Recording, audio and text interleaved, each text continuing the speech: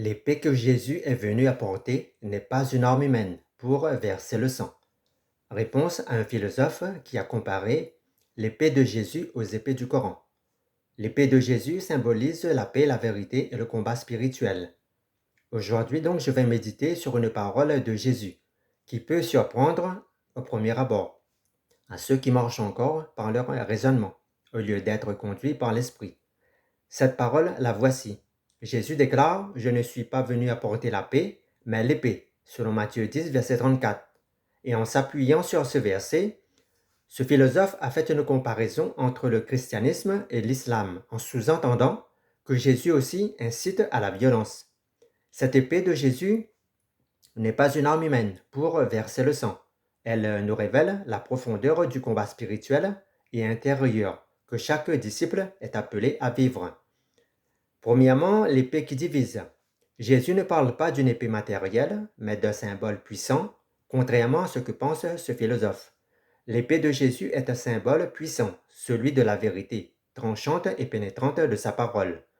L'épée de Jésus ne tranche pas la chair, mais l'orgueil, l'ignorance, le mensonge au sein même de notre cœur. Jésus annonce que si on croit à sa parole, que le suivre produira parfois la division, même au sein des familles, car accepter l'Évangile signifie opérer un choix radical. Cet appel à vivre dans la vérité peut séparer les cœurs et réconforter chacun à une fidélité coûteuse envers Dieu. Deuxièmement, l'épée comme parole vivante et guerrière. L'apôtre Paul nous enseigne que cette épée est l'épée de l'Esprit, qui est la parole de Dieu selon Éphésiens 6, verset 17. C'est une arme spirituelle, une lumière qui éclaire l'obscurité du péché et combat les forces invisibles du mal. Elle ne coupe pas la chair, mais pénètre l'âme, distinguant ce qui est bon et mauvais, ce qui est juste et faux.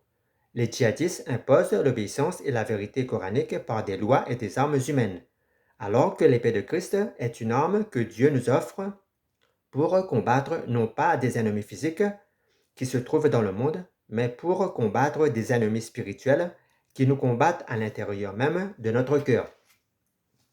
Troisièmement, le rejet de la violence humaine. Dans le jardin de Gethsémane, lorsque Pierre tire son épée pour défendre Jésus, le Seigneur l'arrête fermement en déclarant: Remets ton épée à sa place, car tous ceux qui prennent l'épée périront par l'épée, selon Matthieu 26, verset 52. Jésus rejette la violence humaine à l'image de l'agneau qui n'est pas une bête féroce, préférant le renoncement à la mort sur la croix, qui est la véritable victoire sur le mal.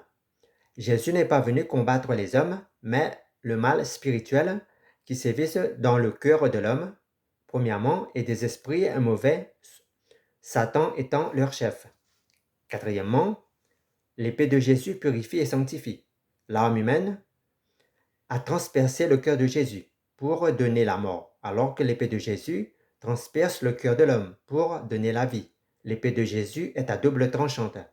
Elle transperce, elle coupe pour sanctifier, purifier et éveiller les consciences.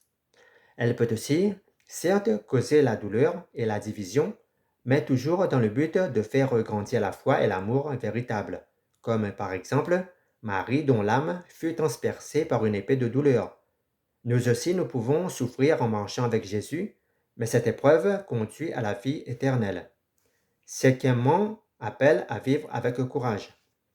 Nous, les disciples de Jésus, nous devons prendre conscience que l'appel de Jésus nous est adressé aujourd'hui pour porter cette épée spirituelle qui est la parole vivante de Dieu dans notre vie quotidienne. C'est aussi accueillir sa vérité, défendre la justice et affronter le mal avec foi. Ce combat n'est pas contre la chair, mais contre les puissances spirituelles du mal. En ce sens donc, être disciple de Christ signifie parfois choisir la fidélité à Dieu au prix de la division, mais toujours dans la paix profonde que lui seul peut nous donner. Autrement dit, que la paix du Christ soit plus forte que l'épée humaine dans notre vie. Il nous accompagne pour apporter la parole de Dieu dans un monde qui a grand besoin de lumière et de vérité. Autrement dit, l'épée que Jésus apporte symbolise plutôt la division ou le conflit spirituel et moral que sa venue suscite, non une incitation à la violence. Ceux qui ont tué au nom du Christ ont probablement commis une abomination contraire à son message, qui est celui de l'amour et de la vérité, non de la guerre sainte. La guerre sainte, selon les Écritures, n'est pas un combat contre la chair et le sang, mais c'est un combat contre les esprits mauvais, les puissances des ténèbres. Ainsi, l'épée de Jésus est une image forte et spirituelle qui nous enseigne que son message peut créer des divisions au sein des communautés, car accueillir l'Évangile demande un choix radical qui peut séparer ceux qui le suivent de ceux qui le rejettent.